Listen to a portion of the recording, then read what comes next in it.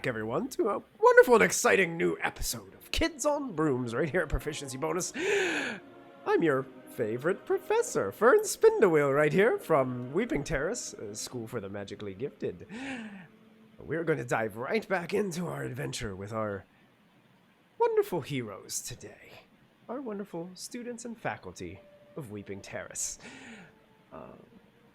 Professor Inkwood, you've just laid your hands upon Ellie's shoulder, and she started to talk about something about a Facebook post that seemed to disgust Ebony in some sort of way. I want to ask you, I think we did we not? We didn't answer relationship questions from us. From you guys to Professor Inkwood. So, Ellie, what is your general relationship do you feel with Professor Inkwood? Honestly, they are a bit of not a part of Ellie's aesthetic. I think since day one, it's most of the inconveniences that Ellie has found out about magic school has probably come from Inkwood. Got you. Got you. Okay, go ahead and roll a d20, and we'll either take this from the character you don't know list or the character you know negative list, depending on what we feel fits the relationship the best. 12. 12. I think don't know is probably going to be better. 12. Okay. We'll go ahead and throw this out there. What forbidden spell do you know that Professor Inkwood has been researching? I'm going to make this super interesting. True Revivify. The idea to take the smallest increment of a being and completely restore them to full life. There is, of course, necromancy as like a class where it's like if you get a cut, then like you use someone else's blood to heal it. But yeah, healing magic, yeah. Exactly. Yeah. Literally taking one strand of a dead person's hair and not having anything else and create an entire person of it.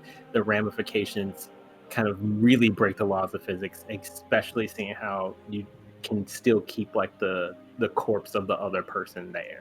Ooh, I like it. I like it.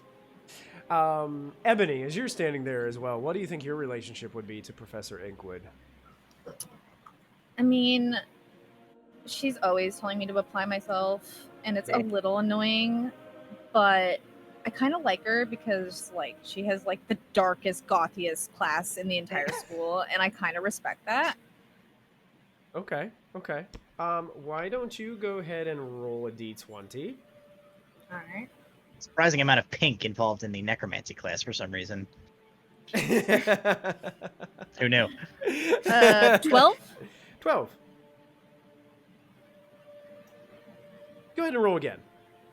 All right. We've had this one already. 2. 2.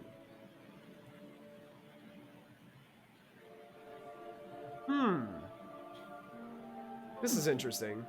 Uh-oh. Now, we can flavor this differently than the way the question is. So we can make this either the entire summer or a short period of time. But why did you spend the summer at Professor Inkwood's home instead of your own? I don't think it was a recent summer. I think it was like one of the earlier summers. Okay.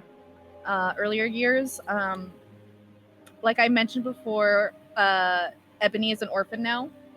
Her parents were in a magical explosion at their ministry job, and they were both there, and they both died. So I didn't know anything about bills or how to upkeep the house or like what I needed to do. Like I was like in a super dark place, and I think the professor kind of stepped up and they kind of just brought me into their home for a while. and kind of taught me what I need to do to maintain the house by myself. And I kind of just didn't go back home because I wasn't like ready to. So I just stayed for the entire summer of second year.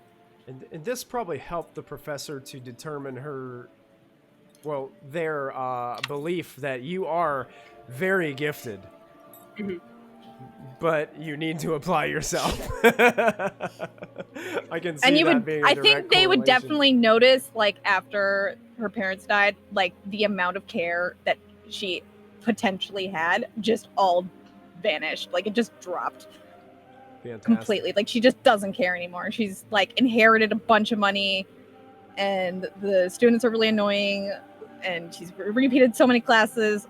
She just doesn't care anymore. Okay. So you guys are all standing there, questions about this strange card with this magical appearance on it. And you're just there in the hall as classes seem to continue on. What would you guys like to do? After a second, I just sort of like a shiver runs through my body, and I'm like, ah, shoot, did I do that again? Yeah. Oh, I gotta find. You good? Do you seem to know Sorry. anything about this? Um.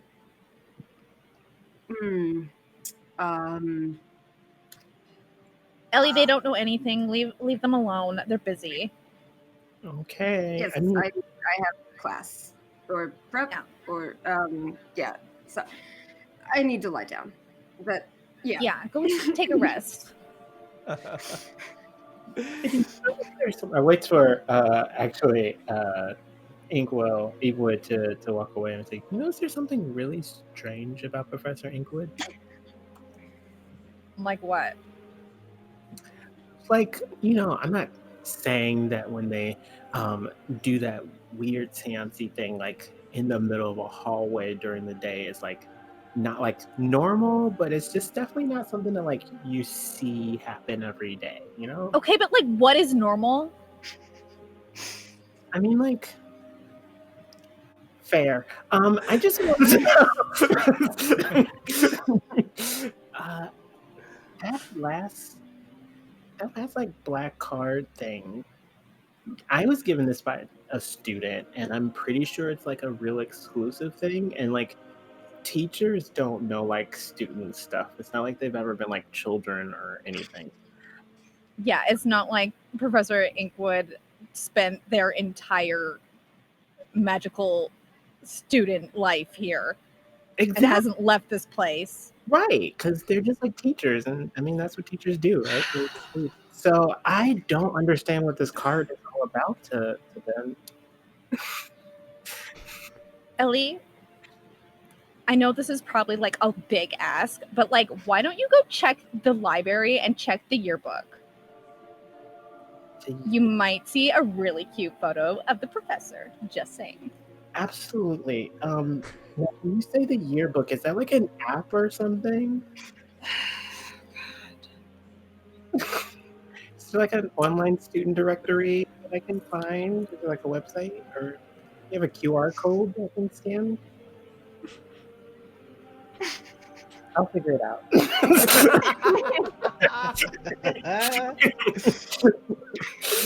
Ellie seems to just walk away down the hall from you, Ebony.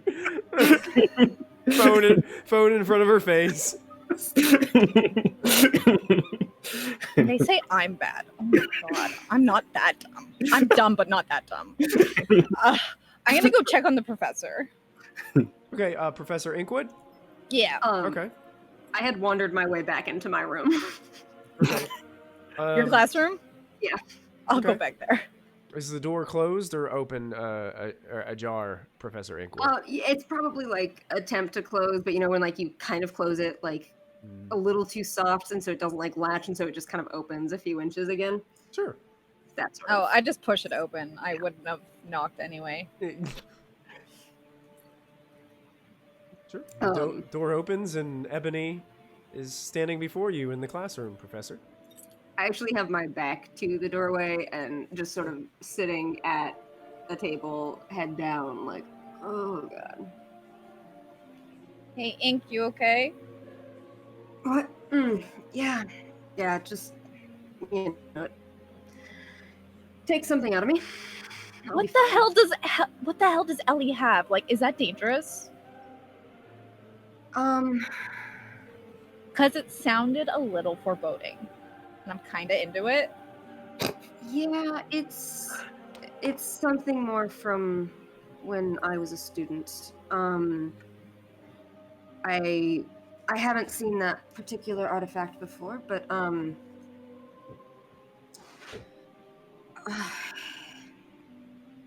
Do you want? What was that? I was just gonna ask if you want me to like summon one of the elves to get you some tea or something. You look like paler than me, and I'm pale AF, so it's making me a little nervous. Oh no, it just takes me a minute to get back to my head. You know the rumors about the fifth house, right? Oh yeah. Yeah. It's Snake. It's involved in that.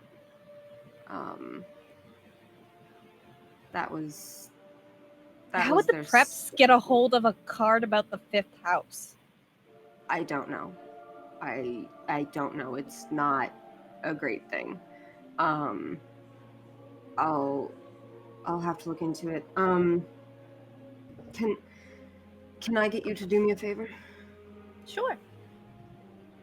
Can you keep an eye on Ellie? No. Just, you don't need to interact with her. Just if she starts, I don't know, like there was an ability that many within that house had that was like they would illusion and distraction where it would catch your eye and you wouldn't be able to think or like break away from it. If you see her like either staring at the card for a long time or kind of glassy-eyed mumbling nonsense, just a very hard slap in the face should break them out of it. This is why you're my favorite teacher. Just remember, don't take too much time looking at the card either. I would hate to find you out of your mind. It's not hot topic. I'm not interested. Wonderful. Thank you again. Okay. But you should probably get to class if you're going to be attending that. 10 minutes started to go. It started 2 minutes ago, so I think that's fashionably late enough.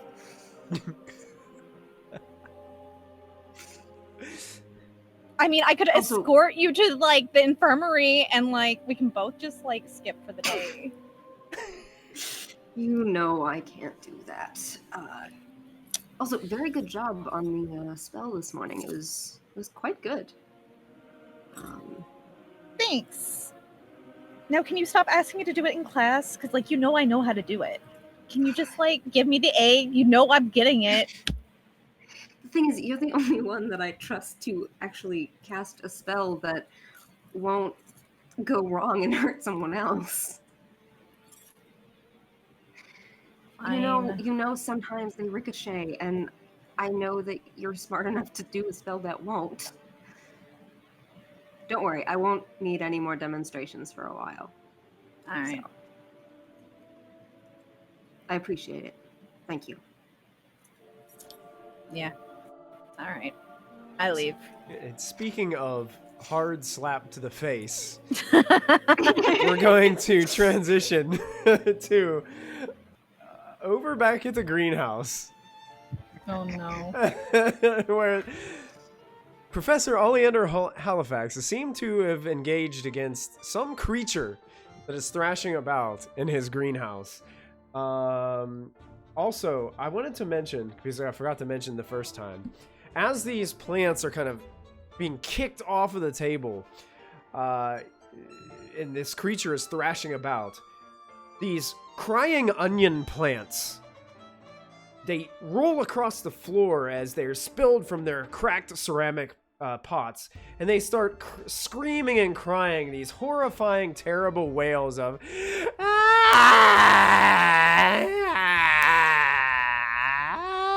and it seems to echo around the whole establishment as it's taking place. Ellie would be like, "Oh my god, the trolls are in the comments somewhere."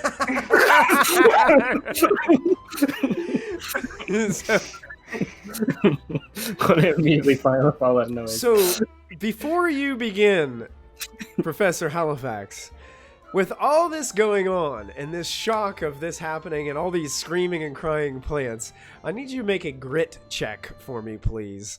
This is just based on your stat. And this is going to be an average difficulty of an 8.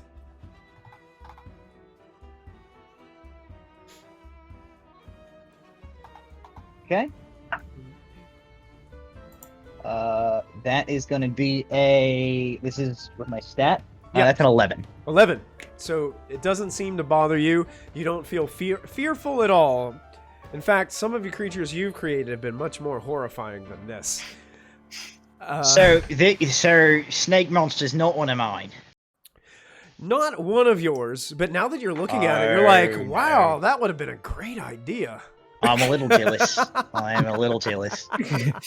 But it is messing up my greenhouse, and it's not acceptable. Mm-hmm. So you may act. All right. Well, before I do anything else, I'm going to yell out to my familiar Bertram, who I did send around the other side. Now that I've seen what's going on, You hear Bertram. I'll just I'll just yell, "Hurry to the Bertram! Go back! Go back around front. Make sure no students come in here. Keep them back." All right. I love you too.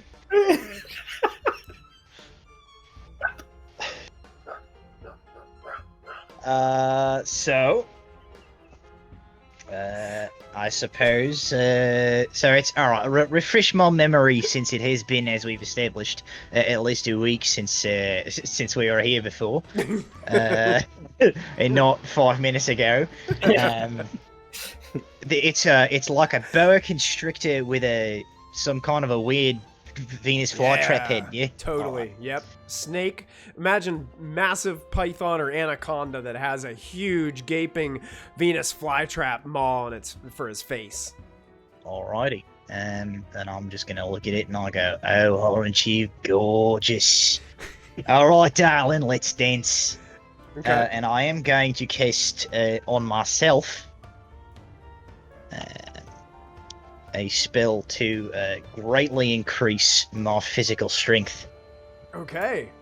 Wonderful. I think that would probably be definitely brawn. Oh yeah. Binding some kind of additional strength to you. Yeah. So I'm rolling rolling your brawn plus a d4 Plus- since it's a spell. brawn plus a d4, and then do I add my magic thing to it? Yeah, if you have a magic Okay. bonus on brawn, yes, I you do. may. Mhm. The difficulty on this one, how long do you want it to last? As long as it takes for me to choke out a python with a Venus flytrap head. Okay. Yeah, give me a solid 30 minutes. Solid 30 minutes. Okay, difficulty Yeah. on this is going to be an 8. All right, well it's a 22, so I think I'm fine. Wow, you actually you succeed with extra benefits. So, Alrighty. So what do I do with extra benefits? you can narratively describe your extra Oh, benefits. cool. All right, because It's totally up to my you. shirt does disintegrate. Yes. Sure was a concentration spell. There's some random student in a bush over there with a cell phone. Like, okay.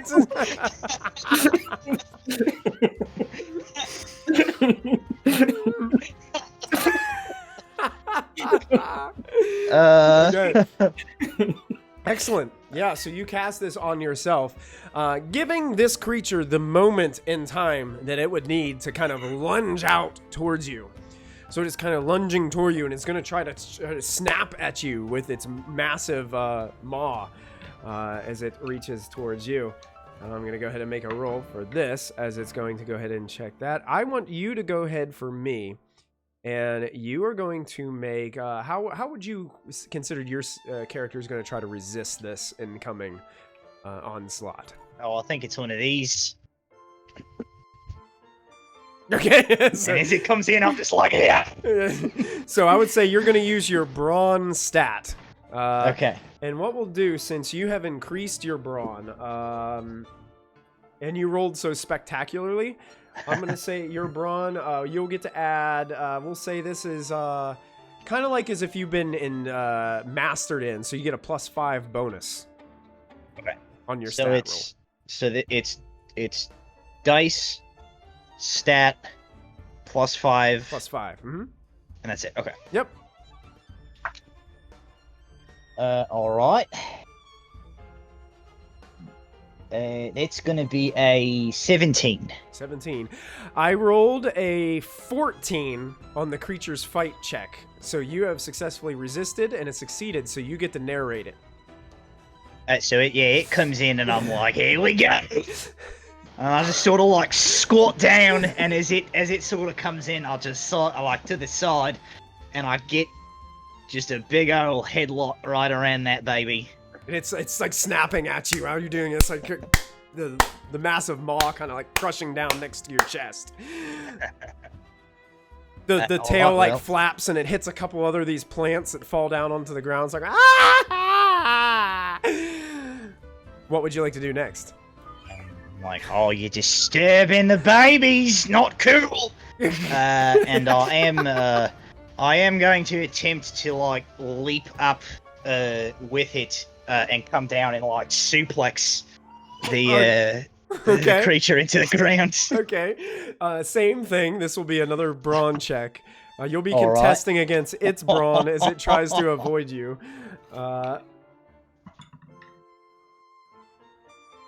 Okay. Plus 5, right? +5, yes. All right, that's a 24. Okay, I rolled a 7. So you can go ahead and describe this as well. Yeah, so I've got it, and I just sort of leap up off the ground, go sort of vertical, like elbow drop style, with it still headlocked, and just come down and like. You smack it down to the ground. I would say an additional benefit that you would have since you rolled so high is that you actually drag it out of the greenhouse a bit. So you're kind of like out on the front lawn of this place, like engaged in this hand-to-hand combat with this creature. Its turn. For its turn, it's going to try to like wiggle itself free from your grasp. So you're going to go ahead and make another one of those brawn checks with your bonus for your spell. Oh, not as good this time. And it's going to use its flight as it tries to wiggle out. All right, that is a 13.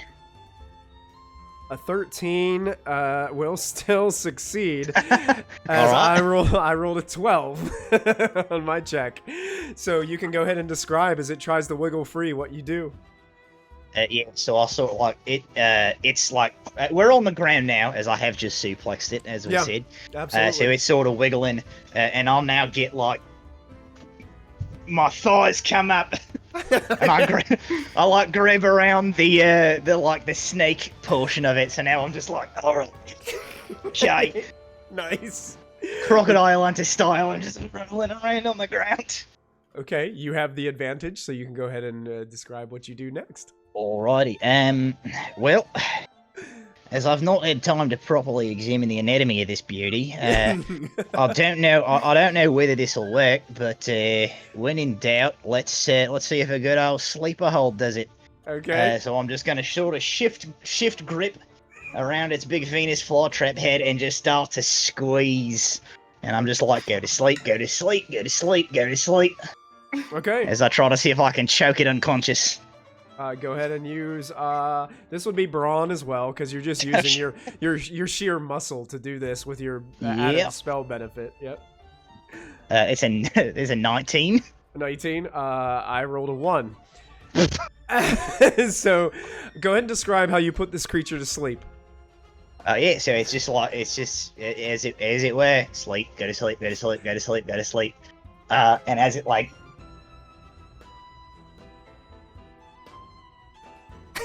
I sort of like put it out like, there you go, sweet dreams, you're a good girl, okay. Easy does it. And almost as quickly as it took place, the creature just lays there, motionless, on the front lawn of the greenhouse as you're standing above it. Are Bertram and are any of the students from my class present right now? Bertram is. Okay. Bertram was kind of hiding around the corner of the greenhouse until things were A-okay. Okay. Then I am. I'm gonna sort of start dragging the unconscious creature back into the greenhouse to go and find some rope to just tie it right up, and I will instruct Bertram as I go, since there are no students present currently. I say, Bertram, go on and run up to the main facility. See if you can find another one of the teachers. Headmistress, if you can get her, but any other teacher will do. Inkwood, maybe. Somebody set some sort of monster loose in my greenhouse, and it's not one. Make sure you tell them it's not one of mine. They are going to ask that. Bertram kind of gives you the knowing nod at that statement, and then just like scutters off. Bertram, I imagine, has like under his 3-piece suit his own broom, that in which he pulls out and then flies upon it. It's absolutely made out of eucalyptus. It's awesome. Yes. I would say as soon as Bertram leaves, Ellie actually just lightly taps on the window glass. Excuse me. You guys all you guys can hear right now is of all these like plants laying all over the floor.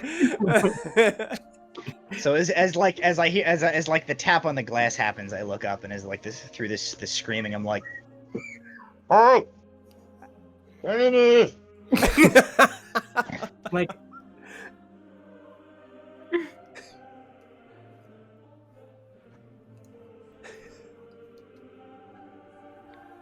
I put my wand in my throat and I cast a spell to amplify my voice, and I go, oh gosh. Real audio effect. Real audio. I will definitely walk in on that. And as Ellie walks in, Bertram is very fast upon his broom. Nice. And actually, Ebony, as you're walking out of Professor Inkwood's room after this conversation, you see zinging by you a little koala upon a broom in a 3-piece suit. Zing right by your head, and before you even get to close the door behind you, zip into Professor Inkwood's room. And just like on... Sorry. I thought it snuck in. It's okay. It's just like pointing towards the door. Give me a second. I go. Is that Halifax's? Yes, he's done something stupid again. Wanna come? Yeah. I'm not going to class anyway. In response to that, does something stupid again. Bertram looks and goes... Almost mad at me.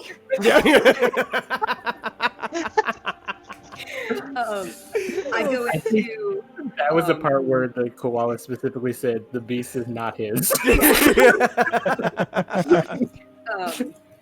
I go into my own. I have a little office at the back of the classroom, and I whistle, and a small creature takes flight off of a perch, and it is a hydra puck. which is essentially a mini Hydra, a Hydra baby. It currently has 3 heads that occasionally get along, and little stubby wings that it can fly with, but not super strong. And it comes over and perches on my shoulder, and with that, I turn. Let's go see what trouble he's gotten himself into. All right. And I will head towards. I hope there's blood. Oh, Ebony really wants to see blood. I'm sure we could arrange that. So while these two are traveling, following along with Professor Halifax's familiar friend, Bertram, we transition just for a moment back to the greenhouse, where Ellie has made her way inside with Professor Halifax.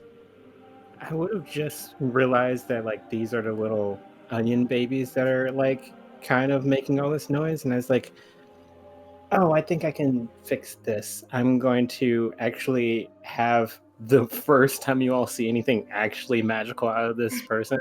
From her little scarf hood, there's this kind of little butterfly that crawls out, and when it opens its wings, it has like this super like psychedelic wing color, and it flies around, and she just kind of moves her hand a little bit, and she says an incantation from her favorite class, charms, and try and put all of these creatures to sleep. Excellent.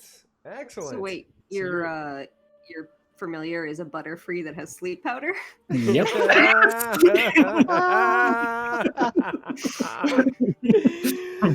So this is going to be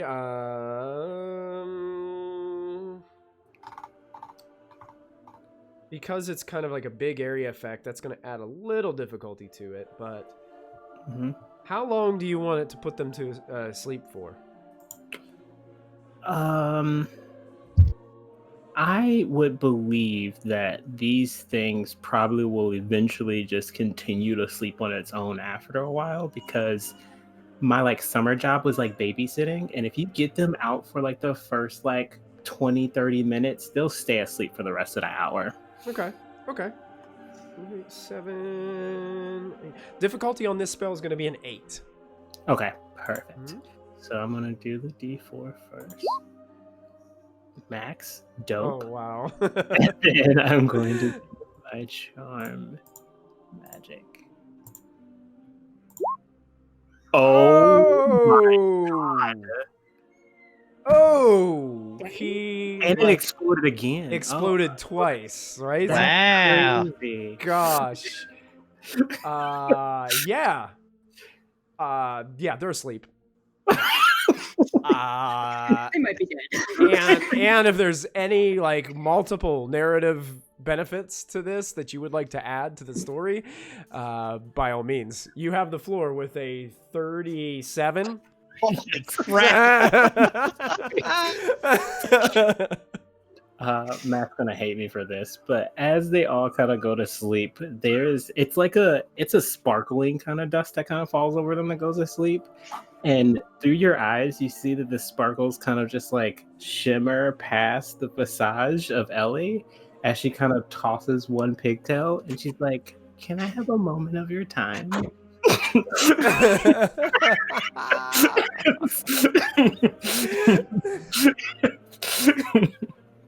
Well done. Let's be honest. I've already got a cage in the greenhouse big enough for this creature. Who are we kidding here? So as I'm like in the process of like kicking this monster into a cage, I'll turn around. I'm like, hey, nice work with the crying onions. Give me a hand. I got some raised beds over here. We can stick them in there. They'll settle right down again. And you can, if you had something you needed, then yeah, of course. I just kind of like look over your shoulder for a second as I start putting in some like passed out onions into like a bowl. I'm like, They're sleeping like babies. that thing in like that cage there, is that one of your vegan girlfriends? No, not one of mine, which is disturbing, is I prefer to keep tabs on all of the deadly plant-based creatures on this campus. Somebody has set something loose in my greenhouse, which is an affront that I do not take kindly to. Oh, that is very interesting. It's very peculiar that I found you here wrestling with that thing because it has a little bit of scales. And I was actually going to stop by because you usually have those like real scaly like alligator shoes that are kind of like out of season, but like also in season somehow. I have this black card and I did like, a little whoop de whoop. And it seemed like there was another scaly kind of out of shape looking woman that kind of came up out of the card. I was hoping that you may know about this type of creature. You want to show it to me? Sure. And I would do the same spell on the card in front of him. Okay, go ahead. Alright. Do you remember what spell that was? Was it a It was a brains. brains? Go ahead and make a brains spell check. I think it was like difficulty 6 or 8 or something. I said. Yeah, it's like a 6 or 8. I'm gonna do my magic die. With Max What? again. Going Wow. My goodness. Here's Most women likes brains. you today. I must really do. Maybe not, but it still wins. It's still you still succeed. So, Professor Halifax, you see that same holographic image Mhm. that I described earlier. That female snake-like woman kind of come out and go, and then When I just dissipate back into the card as it's been Is it dispelled. coming towards me, or is it actually coming towards him this time? It's kind of just a general coming out and then going back in. Like there's no like it's kind of like who's ever holding the card is like looking at it coming out towards them. If I see that the creatures make any sort of slight direction towards you, I just sort of take the card and move it away.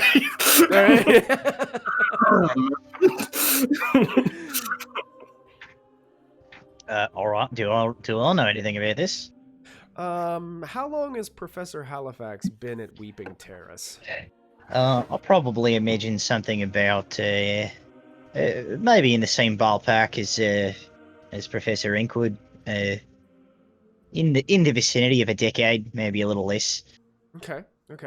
Go ahead. I and did make not a- attend this school. Make a brains check. This one's going to be a Alright. difficulty 12 for you. Oh, and you also have adversity token. All right.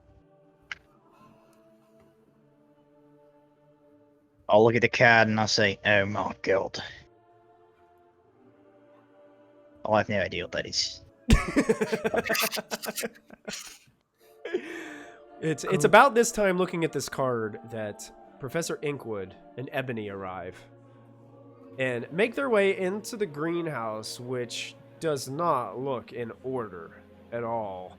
There are broken ceramic flower pots and vases shattered all across the floor, piles of soil and dirt everywhere as you see Ellie is picking up these beautiful looking, they look like onions with little faces and little bodies, but they're sleeping. Won't one of your monsters I will have loose point out, egg? my greenhouse is always impeccably in order. Just to Ebony make just- it clear. Ebony just makes a face, is like, Well, I don't say that out loud. That would be a weird thing for me to announce when you come in, but just so we all know. So I'll sort of I'll turn and I'll point at the creature in the cage there, and I'll say, "Oh, I was wondering who Bertram might find." Actually, the reason I've summoned for some backup here is that I'm still not wearing a shirt, by the way. I don't know if that came up. The phone is just pointed at you constantly.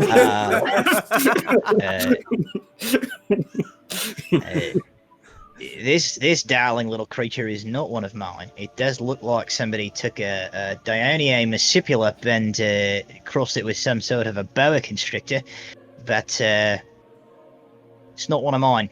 I don't know where it came from. That's concerning. I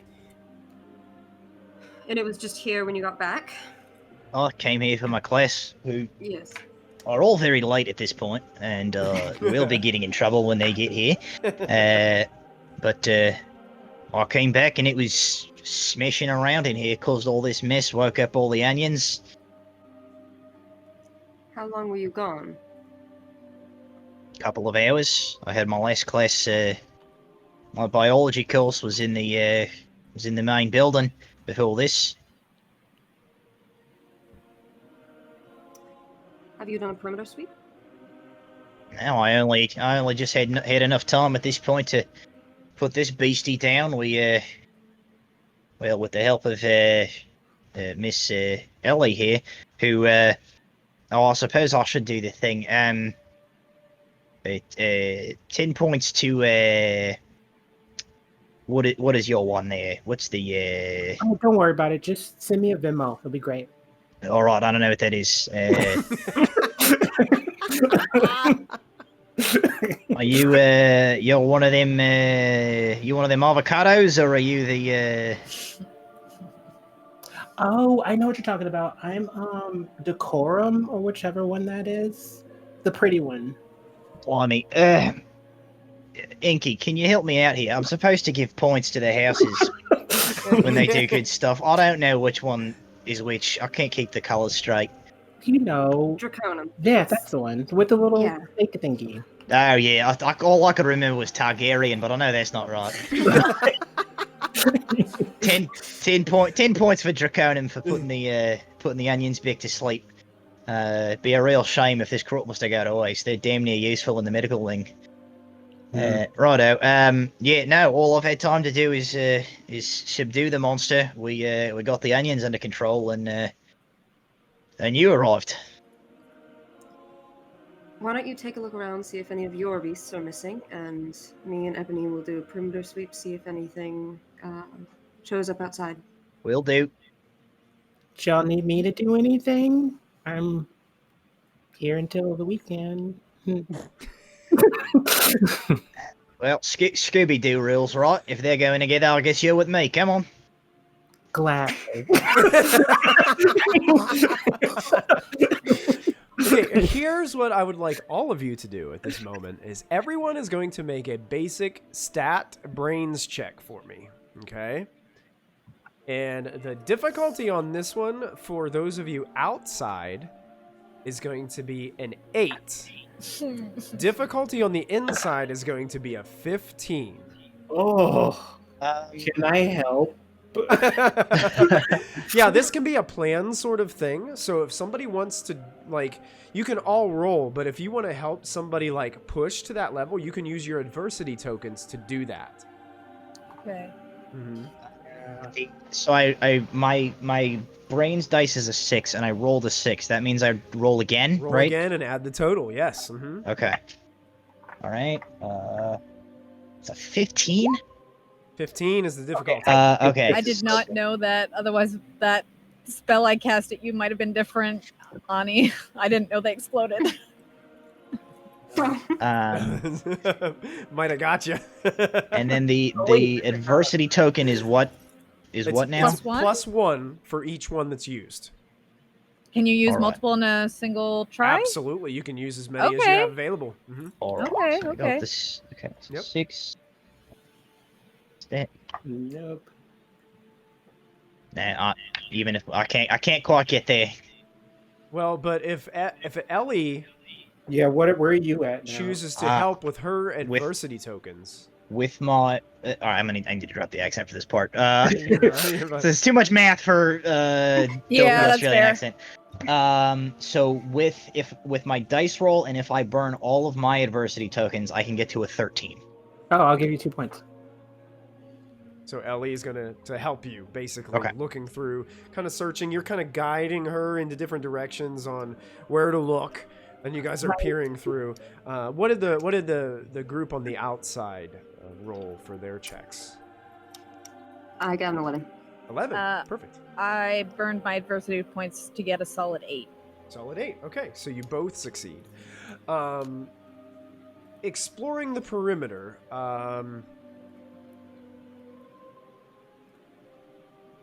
it appears to you, both of you, there are some footprints that lead up to the side of the greenhouse and then kind of disappear into the wall. It seems like there's a few sets of footprints, like maybe 3 or 4 individuals came here.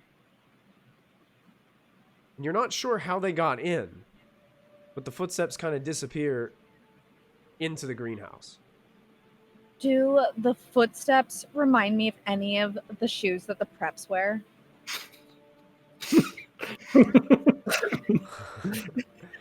They could be student size, but it'd be hard to distinguish based on these footprints in like grassy, muddy area if they were exactly preps or jocks, or there's not really any indication of that.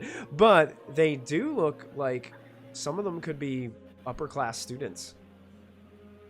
Can I cast Skyrim Ghosts and like have the little like blue image appear of like what happened there in the past? Yes. Yes. CSI Kids with Brooms. Yeah. Let's go ahead and I want to describe what's on the inside first, and then we're gonna come back to that because that's brilliant. Okay. I love that. Skyrim's Ghost to the spell. Yes. And the inside. You guys are looking around, and Ellie holds something up and is like, she's just like holding things up, like asking you about them as she's looking through. Holds this one potted plant up that you did not put here, Professor Halifax. It looks like a small growing Venus flytrap with multiple individual like heads of a Venus flytrap on it. A Hydra trap. Hydra trap. Hydra trap. Well, isn't that peculiar? May I? Sure. I don't really like sharp things. I love those. I will hold it up, and I am going to I'm going to examine the interior, the mouths of the Venus flytraps, and I'm going to attempt to brush the tip of my wand against the small hairs on the interior of the mouths of the flytraps that should trigger them to close. Okay. Yeah, as you do it, it indeed does. One of the flytraps that you kind of touch and brush against goes, but it's like this. It's a small, much smaller than the thing that you saw, and that's when it leaps out of the plant, and you can see that there's a snake-like body underneath this one head, and it lands on the floor next to you and starts like wiggling around and snapping. I want to quickly say behave, and I want to cast it to just stay still in place. Okay. Make a charm check. This is going to be a spell charm, and how long do you want it to last? How long do you want it to behave? I'm pretty sure Teach will take care of it in like less than 5 minutes, so just enough to halt it from squirming off or moving or do anything bad. Okay, difficulty is going to be a 6. Okay. There we go. Just got it. Yeah, just barely. It seems to stop wiggling, and it wraps itself up into kind of like when a snake sleeps. Just puts itself up in and just kind of like sitting there. Its head just slithering slowly, kind of just back and forth as it just watches both of you. I just looked back at my phone. You should probably do something soon. It might bite.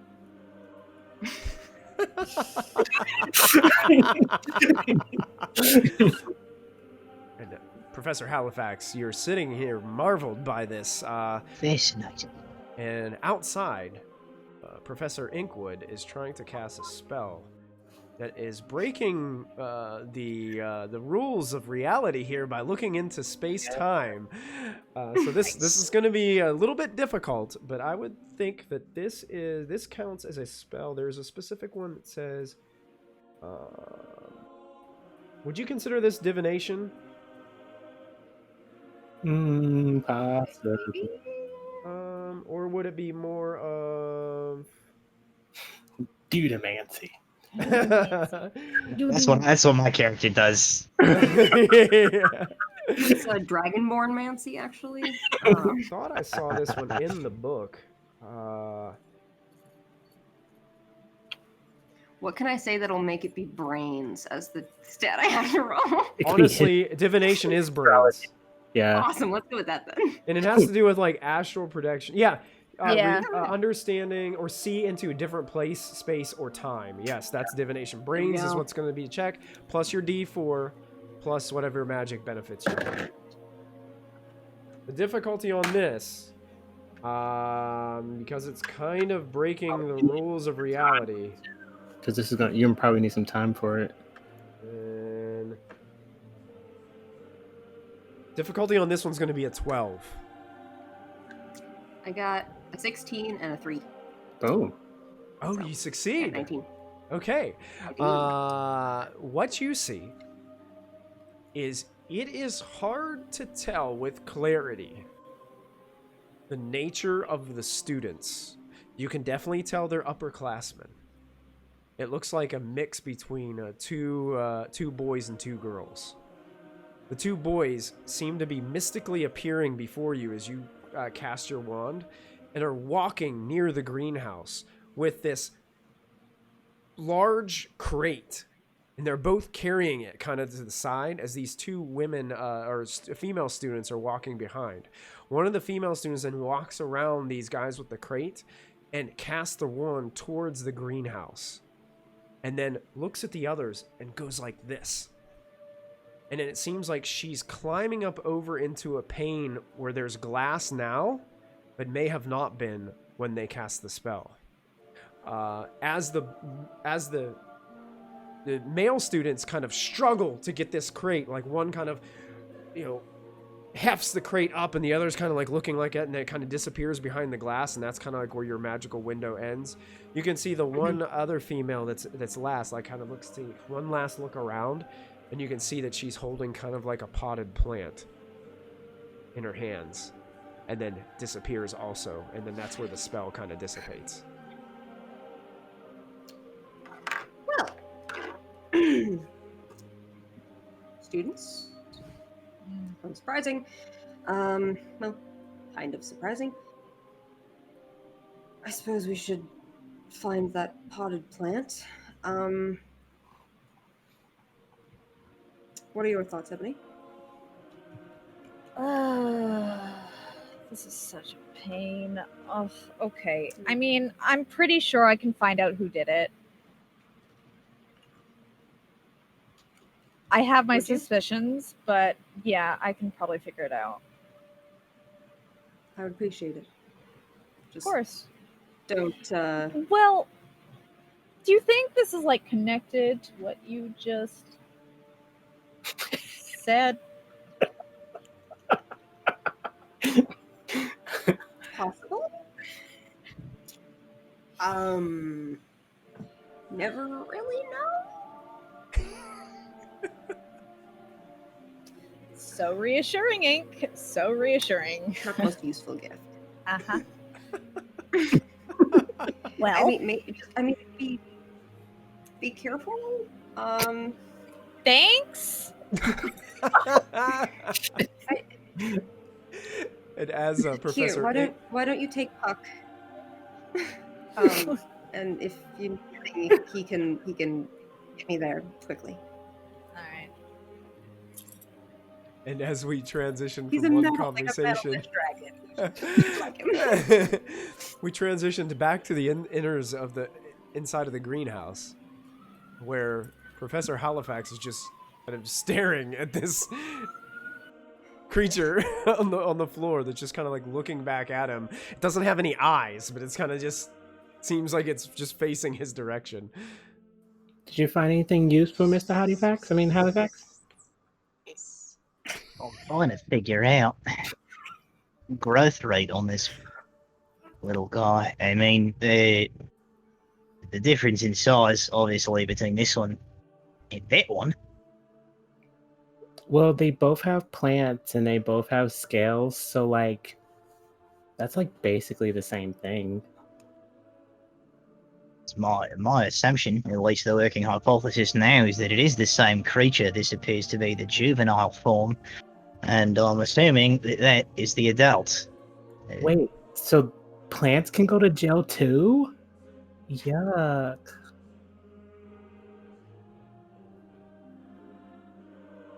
So I'm looking at this plant here, and I.